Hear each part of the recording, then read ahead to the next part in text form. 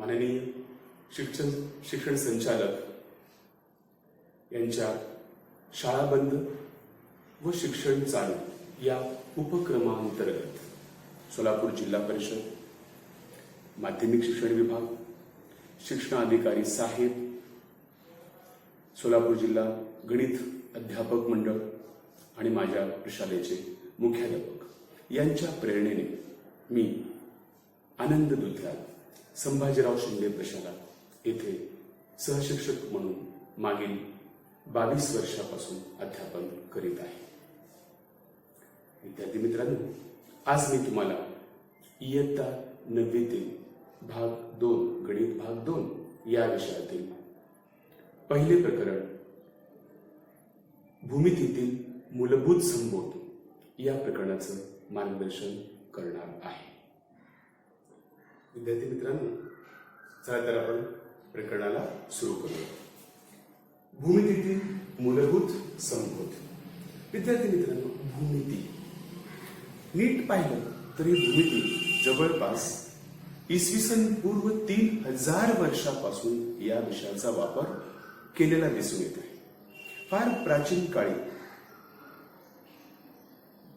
मनोरे असू द्या, पिरॅमिड्स असू द्या, या सगळ्या ठिकाणी या भूमितीचा वापर केलेला दिसतो.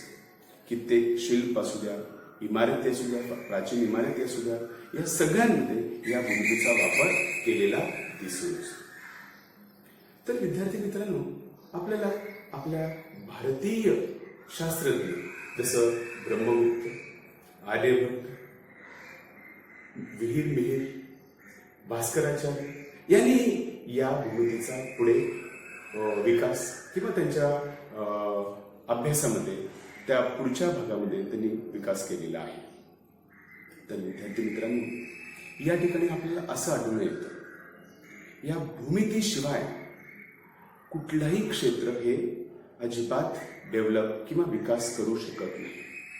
ज्या ज्या ठिकाणी सुंदरता आहे, सौंदर्य आहे, त्या ठिकाणी भूमिती असणारच. म्हणून विद्यार्थी मित्रांनो, आज आपण या इयत्ता 9वीतला हा जो भाग आहे भूमिती, याचा आपण विचार करणार आहोत. जसं 8वीमध्ये आपण फक्त गणिताचाच अभ्यास केला, ज्यामध्ये अंकगणित होतं, बीजगणित होतं, भूमितीही होतं. परंतु इयत्ता 9वीमध्ये आपण विशेष करून त्याचा एक वेगळा भाग केलेला आहे, गणित भाग 1, गणित भाग 2. या गणित भाग 2 मध्ये आपण भूमितीचा आपण अभ्यास करणार आहोत. मित्रांनो, हे पूर्ण भूमिती हे 3 घटकांवरती अवलंबून आहे. जसं की कोणतीही वस्तू कमीत कमी 3 पायांवरती उभी असते, तसं पूर्ण भूमिती हे या 3 घटकांवरती उभी आहे, डिपेंड आहे, अवलंबून आहे. ते म्हणजे कोणतं? एक बिंदू, रेषा आणि प्रतल.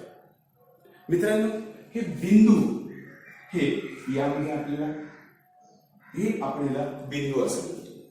नेमकं बिंदू म्हणजे काय, याची व्याख्या आपण करू शकत नाही. जसं की काही एखादी संख्या आहे, समजा ही संख्या काय आहे? 5. 5 हे संख्येचं चिन्ह आहे, याची व्याख्या करू शकत नाही. याला आपण 5 म्हणतो, 5 म्हणतो. फक्त भाषामध्ये हे बदल होतं, पण त्याची किंमत मात्र बदलू शकत नाही.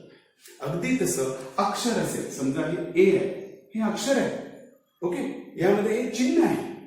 तसंच याची व्याख्या जसं आपण करू शकत नाही, अगदी त्याचप्रमाणे या बिंदूची व्याख्या आपण करू शकत नाही. परंतु मित्रांनो, आपल्या सोयीसाठी आपण याची व्याख्या करत असतो. म्हणजे काय? बिंदू म्हणजे नेमकं तरी काय? अणुकुचीदार टोकाने काढलेल्या टिंबाला बिंदू असे म्हणतात. अणुकुचीदार टोकाने काढलेल्या टिंबाला आपण बिंदू असे म्हणतो, जसं की या ठिकाणी आपण काढलेला आहे. आलं लक्षात? आता हे आपण इंग्रजी अक्षर, कॅपिटल अक्षर ए, बी, सी, डी ह्याप्रमाणे अक्षराने आपण ते बिंदू दर्शविले जातात. ओके, दाखवलेलं गेलं असतं. आलं लक्षात? याचा आपण काय म्हणतो? बिंदू. त्यानंतर आहे पुढचं रेषा. रेषेची व्याख्या आपण करू शकत नाही. रेषा ही अनंत बिंदूंनी बनलेली असते. रेषा याचा अर्थ कंपल्सरी, हे सरळ रेषाच आपण असा त्याचा अर्थ घ्यायचा. वक्ररेषाही असते बघा, ह्या ठिकाणी हे वक्ररेषा आहे, परंतु ह्याला आपण सरळ रेषा म्हणू शकत नाही. सरळ रेषा असं न म्हणता आपण रेषा असं म्हणत असतो. ओके, आता ह्या रेषेमध्ये अनंत बिंदू असतात. अनंत बिंदूंनी ही रेषा बनलेली असते. याच्या दोन्ही टोक हे अमर्यादितता दर्शवित असते. यामध्ये अनंत बिंदू असतात. आलं लक्षात? कोणत्याही दोन रेषा, समजा मी या ठिकाणी इथे दोन रेषा आहेत, यामध्ये कोणती लहान आहे कोणती मोठी आहे? प्रत्येकाला असं वाटेल की वरची रेषा मोठी आहे. मित्रांनो, दोन कोणत्याही रेषांमध्ये आपण तुलना करू शकत नाही. का? कारण त्याचे दोन्हीकडे ते अमर्यादित वाढत असतात. आलं लक्षात? त्यामुळं यामध्ये ही लहान रेषा आहे ही मोठी रेषा आहे असं आपण बिलकुल म्हणू शकत नाही. आलं लक्षात? ठीक. पुढं ही रेषा आपण एल, एम, एन या अक्षराने आपण दाखवत असतो. कधी कधी या रेषेमध्ये असलेल्या वेगवेगळ्या बिंदूनेही रेषा दर्शविली जाते. जसं की यामध्ये बिंदू ए आहे, बिंदू बी आहे, याचा अर्थ ही रेषा ए बी असंही दर्शविली जाते. कधी कधी रेषा बी ए ही म्हटली जातं. म्हणजे रेषा ए बी, रेषा बी ए हे एकच आहे. याच्यामध्ये आणखी एखादा समजा बिंदू असेल, जसं बिंदू पी असेल किंवा इथे कुठेतरी क्यू असेल, तर त्याला आपण रेषा पीबी पण म्हणू शकतो, रेषा एपी म्हणू शकतो, रेषा ए क्यू किंवा पलीकडून रेषा बीपी, रेषा बी ए याही प्रमाणे आपण त्या रेषेचं नाव लिहू शकतो. आलं लक्षात मित्रांनो? पण ते चिन्हामध्येही आपण दाखवू शकतो. लक्ष द्या, रेषा एबी समजा हेच आहे रेषा एबी, ही रेषा एबी काही वेळेस चिन्हामध्ये असंही दर्शविलं जातं. ओके, रेषा एबी म्हणा किंवा रेषा बी हे एकाच रेषेचे वेगवेगळे नाव आहेत. आलं लक्षात? नुसतं एबी म्हटला तर त्याचा अर्थ वेगळा होतो. रेषेच्या वेळेस रेषा एबी असं म्हणणं आवश्यक आहे. ओके, त्याचप्रमाणे आपण आता पाहिलं तर आता आपण प्रतल आपण पाहूया. प्रतल या ठिकाणी प्रतलाची व्याख्या कशी केली जाते? प्रतल ही ह्याप्रमाणे असेल. ओके, ह्याप्रमाणेही असेल, ह्याप्रमाणेही असू शकते. हे काय आहे प्रतल? तर कोणत्याही सपाट पृष्ठभागाला प्रतल असे म्हणतो. मित्रांनो, ही व्याख्या आपण आपल्या सोयीसाठी आपल्याला समजण्यासाठी केलेली आहे. पण समजावून घ्या, प्रतलाची व्याख्या आपण करू शकत नाही. जसं की आपण ही संख्या असेल किंवा अक्षर असेल त्याची व्याख्या करू शकत नाही, तसंच प्रतलाची व्याख्या आपण करू शकत नाही. पण आपल्याला समजणं महत्वाचं आहे. मित्रांनो, या ठिकाणी काही आकृत्या काढलेल्या आहेत. त्या आकृत्या म्हणजे काय? सपाट पृष्ठभाग आहे. सपाट पृष्ठभाग. ओके, सपाट पृष्ठभागाला आपण प्रतल म्हणतो. पण ते एवढंच नाहीये, ते अमर्यादित, त्याच्या चहू बाजूने ती अमर्यादित आहे. असं आपण अमर्यादिततेसाठी या ठिकाणी मी काही बाण दाखवलेला आहे. याचा अर्थ काय? ते सर्व बाजूने ते अमर्यादित असते. याही ठिकाणी त्यानंतर या वर्तुळाकृतीच्या ठिकाणीही काय असेल? ते अमर्यादित असेल. आलं लक्षात? विद्यार्थी मित्रांनो, कोणत्याही दोन प्रतलांमध्ये आपण तुलना करू शकत नाही. कारण प्रतल हे अनंत बिंदूंनी बनलेली असते. त्यामुळं यामध्ये एक प्रतल लहान आहे, एक प्रतल मोठी आहे असं म्हणू शकत नाही. आलं लक्षात? प्रतल हेही काही अक्षरांनी दर्शवलं जातं. जसं की एच असेल, एम असेल, ई असेल, एफ असेल, या अक्षराने, कॅपिटल अक्षराने कोणतेही प्रतल दाखवले जातं. आलं लक्षात मित्रांनो? मित्रांनो, आता आपण बिंदू, निर्देशक आणि त्या बिंदूमधील अंतर या भागाचा आपण विचार करूया. मित्रांनो, आपल्याला माहिती आहे संख्यारेषा. संख्यारेषा ही एक रेषा आहे. ओके, या रेषेमध्ये जर संख्या असतील तर त्याला आपण संख्यारेषा म्हणतो. जसं माहिती आहे आपल्याला, संख्यारेषेच्या या शून्यामुळे त्याचे दोन बाजू पडतात, एक उजवी बाजू आणि एक डावी बाजू. उजवीकडे सगळे धनसंख्या असतात आणि डावीकडे सगळे ऋण संख्या असतात. कोणत्याही दोन लागोपाठ संख्याच्या मध्ये एकक अंतर असतं आणि तेच अंतर सगळ्या संख्यांमध्ये असतं हे आपल्याला माहितीच आहे. जसं की इथं 1, 2, 3 या सगळ्यांमधील अंतर हे एकक आहे, एकक अंतर आहे. याप्रमाणे आणि ह्याचप्रमाणे या बाजूला ऋण 1, ऋण 2, ऋण 3, ऋण 4 ह्याप्रमाणे असेल. त्याला आपण संख्या रेषा म्हणतो. बरोबर आहे. मग ह्या संख्या रेषेवरील प्रत्येक या संख्या रेषेवर अनंत बिंदू आहे. या अनंत बिंदूंपैकी प्रत्येक बिंदूशी निगडीत एक संख्या असते. त्या संख्येला त्या बिंदूचं निर्देशक असे म्हणतात. जसं यामध्ये समजा इथं एक बी बिंदू आहे तर या बी बिंदूचं निर्देशक 3 आहे असे म्हटलं जातं. किंवा 3 हे बी या बिंदूचं निर्देशक आहे असं म्हणतात किंवा बी चे निर्देशक 3 आहे असं म्हटलं जातं.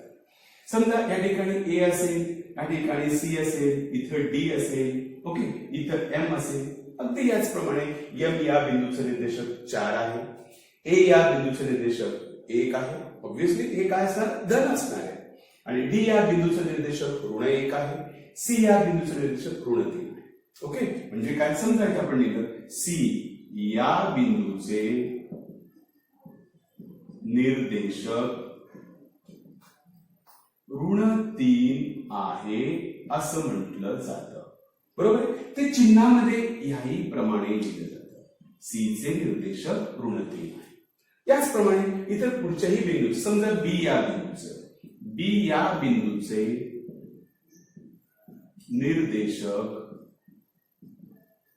किती 3 आहे असं म्हटलं जातं. याचाच अर्थ काय, बी या बिंदूचं निर्देशक धन 3 आहे असे लिहिले जातं.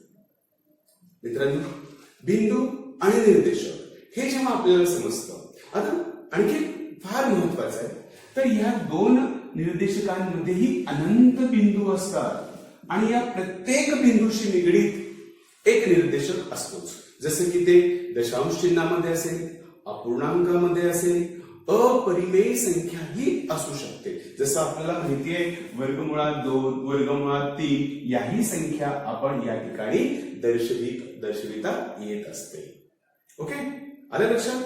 तर या सगळ्यांचा आपण अभ्यास केल्यानंतर आपल्याला पुढे पाहायचं आहे कोणत्याही दोन बिंदूमधील अंतर आपल्याला काढायचं आहे. मित्रांनो, अंतर हे नेहमी धनच असणार. कधी कधी आपल्याला शून्य मिळू शकेल, कधी कधी आपल्याला दोन बिंदूमधील अंतर हे शून्य मिळू शकेल. कधी मिळू शकेल, समजा दोन बिंदू, आता उदाहरणार्थ या ठिकाणी एक बिंदू आहे, या ठिकाणी एक बिंदू आहे आणि ते एकमेकांवरती असतील, तेव्हा त्या दोन बिंदूमधील अंतर हे शून्य असणार. जसं की ए चे निर्देशक ऋण 2 आहे आणि डी चे निर्देशक पण ऋण 2च असेल, तेव्हा त्यामधील अंतर हे शून्य असणार. आलं लक्षात? आणि इतर वेळेस कोणत्याही दोन बिंदूमधील अंतर हे धनच असणार. म्हणजे ऋण हे अजिबात अंतर नसतं. आलं लक्षात? आता समजा फॉर एक्झाम्पल सी पासून मला बी पर्यंतचं अंतर काढायचं आहे. सी पासून बी चं अंतर आणि बी पासून सी चं अंतर हे एकच असणार आहे. ओके, आता पहा सी पासून बी चं अंतर हे कसं मोजलं जातं. आता पहा, लक्ष द्या, एकक अंतर आहे. 1, 2, 3, 4, 5, 6 याप्रमाणे सी आणि बी मधील अंतर 6 एकक एवढे आहे असं आपण म्हणू शकतो. पण जेव्हा आपल्याला दोन बिंदूमधील अंतर हे आपल्याला काढायचं असतं, तेव्हा मात्र आपल्याला गणितीय क्रिया आपल्याला करणं आवश्यक असतं.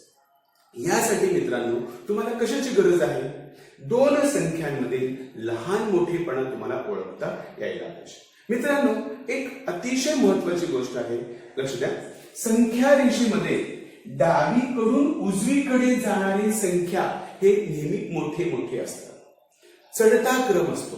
आता पहा, हे दोन बोट आहेत, हे दोन बोट मी कोणत्याही दोन संख्यांवरती ठेवले असता, त्यामध्ये डावीकडचं हे नेहमी उजवीकडच्या पेक्षा नेहमी लहान असते. उदाहरणार्थ समजा मी या ठिकाणी असतो 3 हे 4 पेक्षा लहान आहे, किंवा या ठिकाणी 0 हे 2 पेक्षा लहान आहे, किंवा मी असं ठेवलं ऋण 3 हे 2 पेक्षा लहान आहे, हे लक्षात ठेवा. खूप महत्वाची गोष्ट काय आहे की आपल्याला दोन संख्यांमधलं अंतर आपल्याला काढण्यासाठी लहान मोठेपणा आपल्याला ओळखता यायला पाहिजे, सांगता यायला पाहिजे. आणखी एक मित्रांनो, 0 ही कोणत्याही ऋण संख्यांपेक्षा नेहमी मोठी असते, कारण ऋण संख्यांच्या उजवीकडे 0 असते. आलं लक्षात? आणि 0 ही सगळ्या धन संख्यांपेक्षा लहान असते, कारण ती डावीकडे असते या सगळ्या धन संख्यांपेक्षा. ओके मित्रांनो, आता या ठिकाणी समजा ऋण 5 आणि 7 यामध्ये 7 ही संख्या मोठी आहे. ओके, त्यानंतर समजा ऋण 3 आणि 1 यामध्ये 1 ही संख्या मोठी असणार आहे, लक्षात ठेवा, कारण धन आहे. आणि त्यानंतर समजा ऋण 5 ऋण 3 यामध्ये कोणती संख्या मोठी आहे? लक्षात ठेवा, जेव्हा 2 ऋण असतात तेव्हा त्यामध्ये जी संख्या लहान वाटते तीच मोठी असते. आपल्याला 3 ही लहान वाटते पण तीच मोठी असते. का मोठी असते? कारण ऋण 5 समजा मी तर ऋण 5 घेतो आणि ऋण 3 यामध्ये ऋण 5 ही डावीकडे आहे आणि ऋण 3 ही उजवीकडे आहे. लक्षात ठेवा मित्रांनो, खूप महत्वाची ही गोष्ट आहे. आता पुढे समजा 0 मध्ये 0 आणि कोणत्याही ऋण संख्यांमध्ये 0 ही संख्या मोठी आहे, लक्षात ठेवा. आणि कोणत्याही धन आणि ऋण मध्ये धनसंख्याच मोठी असते याप्रमाणे. ओके, या गोष्टी जर आपल्याला कळाले की आपण कोणत्याही 2 बिंदूमधील अंतर आपण काढू शकतो. अंतर म्हणजे डिस्टन्स आपण म्हणतो. तर आता समजा आपल्याला ए आणि बी मधलं अंतर काढायचं आहे. ऐका, बिंदू ए व बी मधील अंतर आपल्याला काढायचं आहे. तर ते चिन्हामध्ये ह्याप्रमाणे लिहिलं जातं, डी ऑफ ए कॉमा बी, म्हणजे ए आणि बी मधील अंतर. आता हेच अंतर आपण असंही लिहू शकतो, डी ऑफ बी कॉमा ए. मित्रांनो, जेव्हा 2 बिंदू मधील अंतर आपण काढत असतो तेव्हा तयार होणाऱ्या रेषाखंडाची ती लांबीही असते. म्हणजे ते रेषाखंड कोणतं तयार झालं या ठिकाणी? ए आणि बी. म्हणजे काय? ए आणि बी मधील अंतर म्हणजेच काय? डिस्टन्स बिटवीन ए अँड बी. म्हणजे काय? ए आणि बी मधील अंतर. मग या ठिकाणी रेषाखंड ए बी तयार झालेला आहे, म्हणजे त्याचं लांबी. आता लांबी हे ह्याप्रमाणे लिहिलं जातं, म्हणजे ए आणि बी मधील अंतर किंवा बी आणि ए मधील अंतर, या दोन्हीचा अर्थ हे तयार होणाऱ्या रेषाखंडाची लांबी एवढी असते. आलं लक्षात मित्रांनो? आणि ह्यामध्ये सगळ्यात महत्वाचं काम म्हणजे काय आहे तर आपल्याला मोठ्या निर्देशकातून लहान निर्देशक वजा करायचा आहे. मग आपल्याला त्या 2 बिंदूमधील अंतर आपण काढू शकतो. चला तर मग आपण कोणत्याही 2 बिंदूमधील अंतर आपण काढू. मित्रांनो, आपण या संख्येमध्ये एक 4-5 बिंदू आहेत, त्यामधील एक उदाहरणादाखल आपण कोणत्याही 2 बिंदूमधील अंतर आपण पाहू कसं करतात. समजा उदाहरणार्थ आपण असं करूया, डी आणि एम या 2 बिंदूंमध्ये आपल्याला अंतर काढायचं आहे. पहा, लक्ष द्या, डिस्टन्स म्हणजे अंतर, कुठल्या 2 बिंदूमधलं अंतर? डी आणि एम या बिंदूमधलं अंतर. आता ह्यामध्ये आपल्याला मोठा निर्देशक, त्याला आपण मोनी वजा लनी असंही आपण म्हणू शकतो. मोनी वजा लनी, मोठा निर्देशक वजा लहान निर्देशक. ओके, आता मला सांगा यामध्ये डी चं निर्देशक किती आहे? सॉरी, या ठिकाणी कॅपिटल पाहिजे बिंदू. ओके, डी या बिंदूचं निर्देशक किती आहे? ऋण 1. आणि एम या बिंदूचं निर्देशक किती आहे? 4. ओके, आता ह्या 2 बिंदूमध्ये मोठं कोणतं आहे? 4 हे मोठं आहे, ऋण 1 हे लहान आहे. म्हणजे मोठं निर्देशक 4 वजा आणि हे वजा 1 म्हणजे ऋण 1. मग आता काय होणार आहे? 4 वजा वजा अधिक असणार आहे. लक्षात ठेवा मित्रांनो. ओके, 4 अधिक 1 5, म्हणजे याच्यातील अंतर 5 एकक आहे असं म्हटलं जातं. मित्रांनो, आणखी अतिशय महत्वाचं, या ठिकाणी नेहमी 2 चिन्ह एकत्र येत असतात, म्हणजे या दोघांमध्ये काय असणार आहे? गुणाकार असणार आहे. तर आता लक्ष द्या, या ठिकाणी काय काय येऊ शकेल पहा. धन धन येऊ शकेल, ऋण ऋण येऊ शकेल, किंवा एक धन येईल दुसरं ऋण येईल, किंवा पहिलं ऋण येईल नंतर धन येईल. असं जेव्हा येईल आणि त्यामध्ये जेव्हा गुणाकाराचं चिन्ह असतं तेव्हा मित्रांनो लक्षात ठेवा, या ठिकाणी काय आपण केलं पाहिजे, या दोन्ही वेळेस हे धन येणार. का तर जेव्हा दोन चिन्ह समान चिन्ह एकत्र येतात तेव्हा त्यांचा गुणाकार हा नेहमी धन असतो, आणि जेव्हा दोन भिन्न चिन्ह एकत्र येतात तेव्हा त्यांचा गुणाकार जो आहे हा नेहमी कसं असणार आहे, ऋण येणार. हे लक्षात ठेवलं पाहिजे. ओके, हे झालं एक भाग. याच्याशिवाय आता पुढे काय काय होणार आहे, समजा या ठिकाणी असे काही गोष्टी आले, पहा असं असेल किंवा ह्याप्रमाणे असेल किंवा ह्या ठिकाणी ह्या प्रमाणे असू शकेल किंवा नंतर ह्या ठिकाणी असं पण एखाद्या वेळेस असू शकतं. ओके, अशा वेळेस आपण कोणती क्रिया केलं पाहिजे हे लक्षात ठेवा. आता नीट पहा, जेव्हा दोन संख्यांना भिन्न चिन्ह असतात, इथं पण आणि इथं पण, इथं काही नाही याचा अर्थ काय धन, इथं पण काही नाही म्हणजे धन असणार आहे. जेव्हा दोन संख्यांना भिन्न चिन्ह असते तेव्हा सगळ्यात महत्वाचं काम मोठ्या संख्येतून छोटी संख्या वजा करून मोठ्या संख्येचे चिन्ह लिहावे. आलं लक्षात? पुढे याही ठिकाणी धन आणि ऋण, मोठ्या संख्येतून छोटी संख्या वजा करायची म्हणजे पुन्हा किती आलं, धन, मोठ्या संख्येचं चिन्ह लिहावे. आता त्यानंतर जेव्हा या ठिकाणी ह्या गोष्टी इथे येणार नाही कारण अंतर कधीही ऋण नसते, पण जेव्हा केव्हा आपल्याला असल्या गोष्टी येऊ शकतात तेव्हा नीट पहा, जेव्हा दोन संख्यांना ऋण चिन्ह असतं तेव्हा त्यांची बेरीज करावे, त्यांची बेरीज करावे आणि जे चिन्ह समान आहे ते चिन्ह द्यावे. ओके, इथं जसं आपण आता पाहिलं 5 अधिक 7 दोघांनाही धनचिन्ह आहे, याही ठिकाणी आपल्याला बेरीजच करायचंय आणि चिन्ह मात्र जे आहे ते द्यावे. इथंही आपण जे आहे ते दे. आलं लक्षात? याचा अर्थ काय, जेव्हा दोन संख्यांना समान चिन्ह असते तेव्हा त्यांची बेरीज करून आहे ते चिन्ह द्यावे, आणि जेव्हा दोन संख्यांना भिन्न चिन्ह असते तेव्हा त्यातील मोठ्या संख्येतून छोटी संख्या वजा करून मोठ्या संख्येचे चिन्ह द्यावे. ह्या गोष्टी जर आपण व्यवस्थित पाहिले तर आपल्याला ह्या पद्धतीने उदाहरणे आपण सोडवू शकतो. आलं लक्षात? मोठा निर्देशक वजा लहान निर्देशक, या ठिकाणी कधी कधी आपल्याला इथं ऋण येईल, मग शेवटी जे येणार आहे त्या ठिकाणी हे कंपल्सरी धनच येईल, किंवा कधी कधी आपल्याला शून्य येऊ शकते. जसं की तुम्हाला सांगितलं, शून्य कधी येणार आहे, जेव्हा एकाच बिंदूवरती एकाच निर्देशकाजवळ दोन्ही पण बिंदू असतील. समजा उदाहरणार्थ ते n आहे, डी चा निर्देशक ऋण 1 आहे, n चाही निर्देशक ऋण 1 आहे. अशा वेळेस हे दोन्ही बिंदू एकावर एक असल्यामुळे त्याच्यातलं अंतर हे शून्य असणार. ओके, आलं लक्षात? आता आपण पुढे आता काय पाहायचंय, दरम्यानता.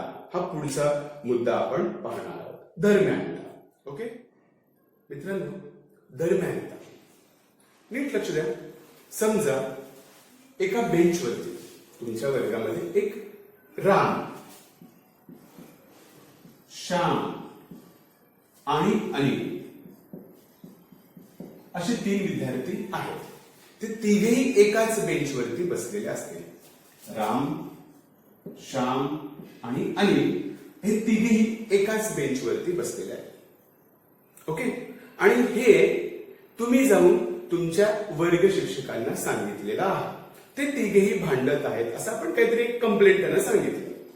ओके, मग तुमचे सर काय विचार करतील? ओके, नीट ऐका, लक्ष द्या. कदाचित श्याम हा राम आणि अनिलच्या दरम्यान असेल, नीट पहा, किंवा बघा हे दरम्यान असतानाच राम आणि अनिल हे डावीकडे आणि उजवीकडे, डावीकडे राम असेल उजवीकडे अनिल असेल, किंवा डावीकडे अनिल असेल उजवीकडे राम असेल, मध्ये मात्र तो श्याम आहेच आहे. ओके, नीट पहा, किंवा राम हा दरम्यान आहे कोणाच्या, श्याम आणि अनिलच्या, किंवा तो डावीकडे उजवीकडे पण असू शकेल. पहा, या सगळ्या पर्यायांचा तुम्हाला विचार केला पाहिजे, कारण तो माणूस त्याला आपण जे सांगितलेलं आहे की ते तिघही एका बेंचवर बसलेले आहेत, तेव्हा तो काय विचार करेल? कारण तो व्यक्ती तर आपण ते पाहिलेले नाहीये, पण विचार मात्र ह्याप्रमाणे करू शकेल. बरोबर? किंवा त्यानंतर अनिल हा मध्ये आहे, दरम्यान आहे कोणाच्या, राम आणि श्यामच्या, किंवा श्याम हा उजवीकडे, राम हा डावीकडे, डावीकडे उजवीकडे. तुम्ही व्यवस्थित पहा, या सगळ्या पर्यायांचा विचार आपण एखादी घटना आपण प्रत्यक्ष जेव्हा बघितलेली नसते तेव्हा या सगळ्या पर्यायांचा विचार इथं केला जातो.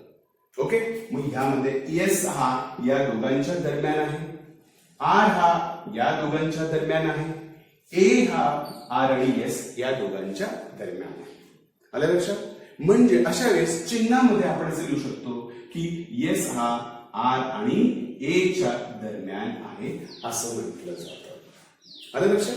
इथं जर समजा एखादी संख्या रेषेच असेल, पहा इथं 0 आहे, इथं 1 आहे, इथं 2 आहे, इथं 3 आहे, इथं ऋण 1 आहे, इथं ऋण 2 आहे, काही बिंदू आहेत, एम आहे, इथं एस आहे, इथं एन आहे.